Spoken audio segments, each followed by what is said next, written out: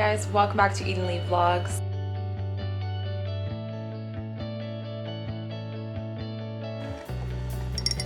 Oh, I got my nails done yesterday. Cheers! Let's get this party going.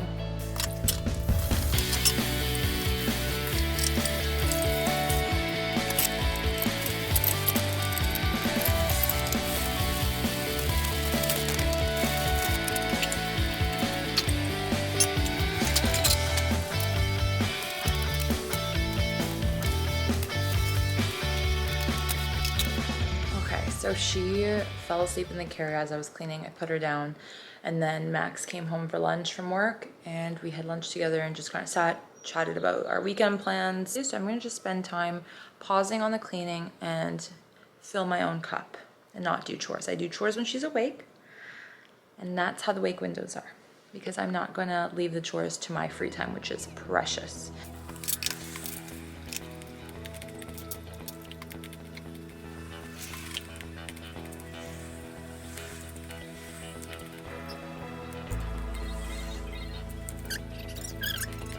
Our little sweetheart is awake.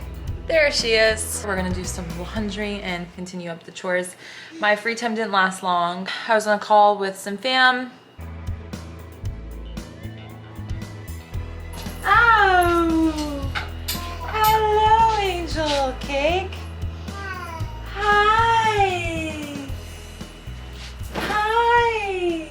I feel like I talk about this so much on my TikTok or wherever else, but like, when I do the chores, I like show her what I'm doing. Yeah! I believe it's super engaging, and I just like talk her through it. Or show her all the colors. Whoa, you like this one? I wore this yesterday with you. This honestly saved my sanity. And I've talked to so many moms who are like, oh shoot, like I wish I would have mastered that or knew that or understood that at the beginning. Or with my first child. And so I'm really happy that like, I don't want to say that I got depressed really quickly, but I was more action oriented and decided to do things to change like my current state. I feel so much more productive and just so much happier. Hi, mommy. I'm going to take this laundry outside just so it dries quicker.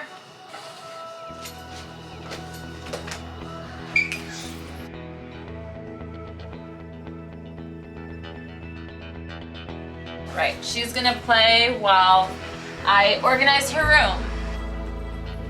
Hi, Angel. Oh, it's getting a little hot in here.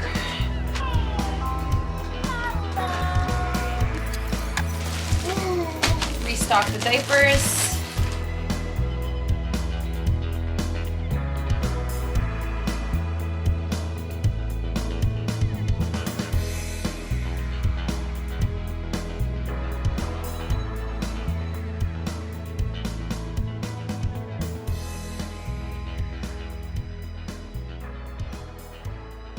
Okay, this is what we've got going on. These are all onesies, pajamas. It's a bit of a mess here, but like, just kind of what works for us.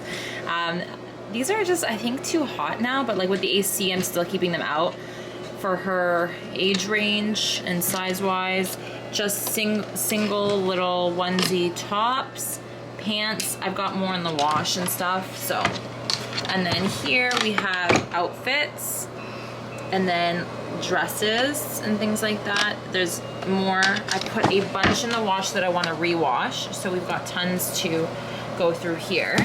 And some I am trying to get rid of the stains.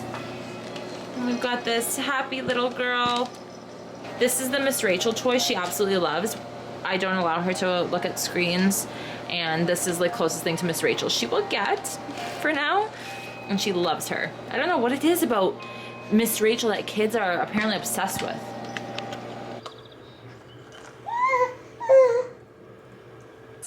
My hair is a mess, and I just haven't been able to style it. I'm just like going through a whole identity crisis. I see so many moms talk about this, like, I don't know who I am, I hate the way I look, I hate how everything fits me.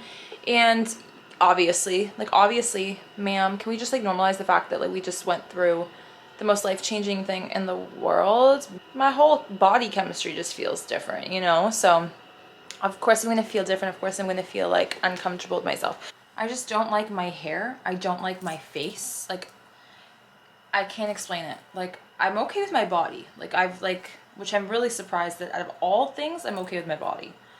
my face, my coloring, I just feel either super pale, maybe that's what it is. I was gonna organize my closet or like start to chip at it and like be productive, but I honestly think I'm just gonna like not do that.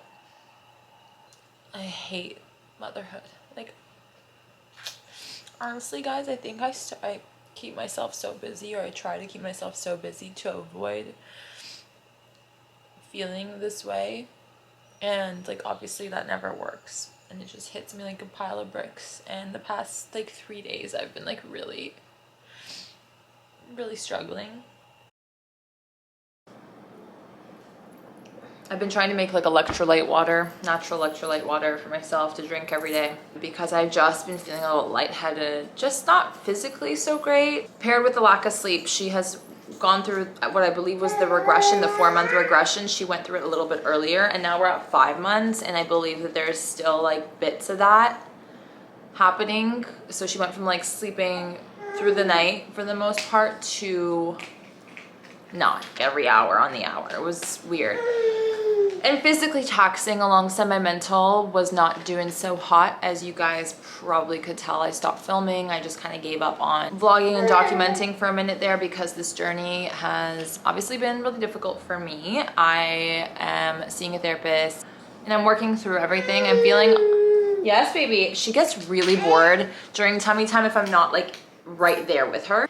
Because we're staying inside today, I'm going to try and be mindful about the time I spend with her, and also the time I spend with myself. We're trying to allot some time to me.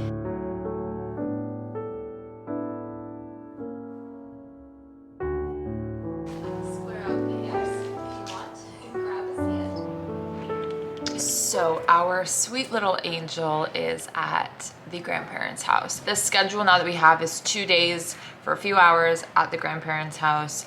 That allows me to do errands, do things for Ruby, which is our dog, whether that's vet appointments, grooming appointments, etc. Spending the day with her so that she doesn't feel as jealous, because she's been really jealous and like slightly destructive, like just running away with like pieces of paper, tearing things apart, which she's never done, but it's obviously because she's jealous. And all of our time and attention is focused primarily on Esme, our baby. So, you know, Max tries to take her to work and things like that. But all of this to say that today is one of my off days, which you're never really off as a parent. I'm constantly having to monitor like pumping, and, you know, sometimes I drop off milk if there wasn't enough, or if I feel like she needs more. I'm not like actually relaxing, you know, which maybe I should. Like I should designate one day for me just bumming around, catching up on sleep, and then the other like being productive. But like I have to film, I have to edit, I want to do errands, I want to go out and like be out and about without having to, you know, have a kid with me, and that stressor of like, oh, she's on a timer kind of, right, where okay, after a certain amount of time she's not chill, she's fussy, you know, she wants to feed, she wants to sleep, she wants to be changed, like, and being out and about, it's not very comfortable to be able to do those things. I have been editing and then just doing some like house stuff here and there. I do try and leave the house cleaning and stuff like that when she's home, and like when she's on the carrier, to kind of like not burn myself out and to give myself me time, which I've like said several times, I feel like in every single clip. But it really is like something I have to remind myself and keep myself accountable for. I did want to touch on the little bit of a breakdown I had in this vlog. I have those breakdowns, if I'm going to be very honest, like I want to say once a week, maybe now once every 2 weeks. I have a meltdown throughout the day, like when I'm overstimulated or when she's really fussy and just like harder to deal with. She has been teething, and I think the fussiness that I've been dealing with and like the stress of that was her teeth coming out. It's very hard to tell if it's teething. She's been drooling for like several months already, a lot of drool. The time that I'm recording this right now, she will be 6 months in about a week and a half. So she already has her 2 bottom teeth. They're poking out. They're not fully out, but they're definitely out of the gum. So you can see they're like so cute. But that was really tough. Like there was 2 days where she was like screaming. I was like, girl, what's wrong? You know, and it scares you. But now I know what teething is like for her, because teething looks and feels and sounds different to every baby, to every mother, to every parent, and their experiences with their kids. So this is the thing with motherhood, it's like you kind of just have to go through it, and then you'll be like, okay, now I understand.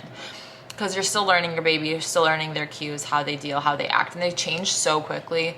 Like, you know, she went through a sleep regression, it started to balance out. Then I think like during the teething phase, obviously that has been difficult on her, and then now I think she's going through another small sleep regression, which they say sometimes kind of goes hand in hand with teething.